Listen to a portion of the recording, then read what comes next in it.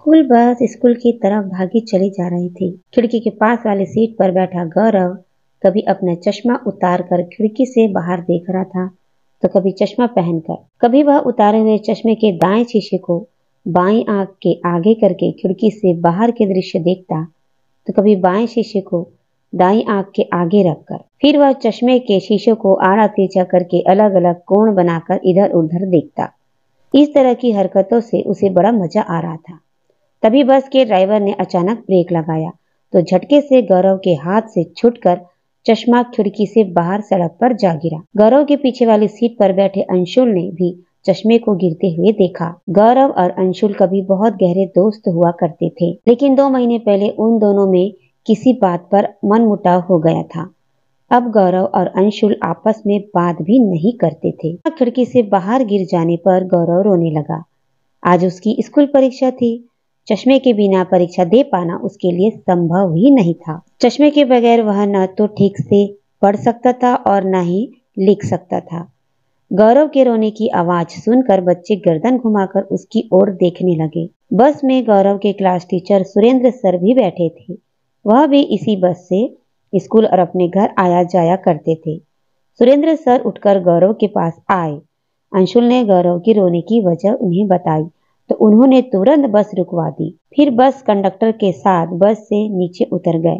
सड़क पर गिरा गौरव का चश्मा किसी वाहन के पहिए के नीचे आ जाने से चकनाचूर हो चुका था। चश्मे के टूट जाने की बात जानकर गौरव और जोर से रोने लगा। रोते रोते वह कहने लगा, अब मैं एग्जाम कैसे दूंगा। सुरेंद्र सर ने जब उससे पूछा कि क्या उसके घर में कोई दूसरा चश्मा है, तो उसने नहीं में सिर हिलाया। सर ने नया चश्मा बनवाने की बात कही, लेकिन गौरव को अपने चश्मे का नंबर मालूम नहीं था। गौरव ने यह भी बताया कि उसके पापा ऑफिस के काम से मुंबई गए हुए हैं। उसकी मम्मी भी अब तक अपने ऑफिस के लिए निकल चुकी होगी। बस स्कूल की तरफ बढ़ती चली जा रही थी। गौरव का रोना जारी था। अब स्कूल पहुंचने में करीब 45 मिनट का और समय था। स्कूल गौरव के घर से काफी दूर था।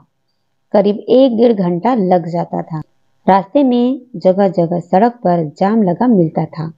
तभी अंशुल ने सुरेंद्र सर से कहा, मेरे पापा की चश्मे की दुकान है, जहां से गौरव के लिए नया चश्मा बनवा सकता है। सर के मोबाइल फोन से अपने पापा को नंबर मिलाया और कुछ देर तक बात की। फोन बंद करके उसे सर को वापस देते हुए कहा, 1 घंटे में गौरव का नया चश्मा बनकर स्कूल में पहुंच जाएगा। चश्मा बन जाने की बात सुनकर गौरव को बहुत तसल्ली हुई और उसने रोना बंद कर दिया। लेकिन अंशुल, तुम्हें गौरव के चश्मे के नंबर कैसे याद है? सुरेंद्र सर ने हैरानी से पूछा। सर, कुछ महीने पहले जब गौरव को चश्मा लगा था, तो इसके पापा चश्मा बनवाने मेरे ही दुकान पर आए थे। दुकान बंद होने के बाद मुझे पापा के साथ कहीं जाना था, इसलिए मैं दुकान पर पापा के साथ बैठा हुआ था। जब मेरे पापा ने गौरव के चश्मे का नंबर बोलकर पढ़ा, तो मैं पास खड़ा सुन रहा था। गौरव के चश्मे का नंबर मेरे बर्थडे से मिलता जुलता है। मेरी जन्मतिथि 2 मई 2015 है। गौरव के चश्मे का नंबर भी 2.5 और 1.5 था। यह बात मैंने अपने पापा से भी कही थी। अंशुल का जवाब सुनकर सुरेंद्र सर बहुत प्रभावित हुए। स्कूल में प्रार्थना सभा समाप्त होने के बाद गौरव अपनी कक्षा में पहुंचा ही था कि अंशुल के पापा की दुकान का एक कर्मचारी गौरव का नया चश्मा लेकर आ गया। फिर नया चश्मा लगाकर गौरव ने परीक्षा दी। परीक्षा के बाद जब सब बच्चे स्कूल बस की ओर जा रहे थे, तो आगे आगे चल रहे अंशुल की बाह गौरव ने थाम ली। अंशुल ने पीछे मुड़कर देखा। वे दोनों कुछ देर तक एक दूसरे को देखते रहे और फिर दोनों ने एक दूसरे से हाथ मिलाया। तुम मेरे सच्चे दोस्त हो। तुम चाहते तो चुप रहते और मेरा चश्मा बनवाने के लिए कुछ न करते, लेकिन तुमने।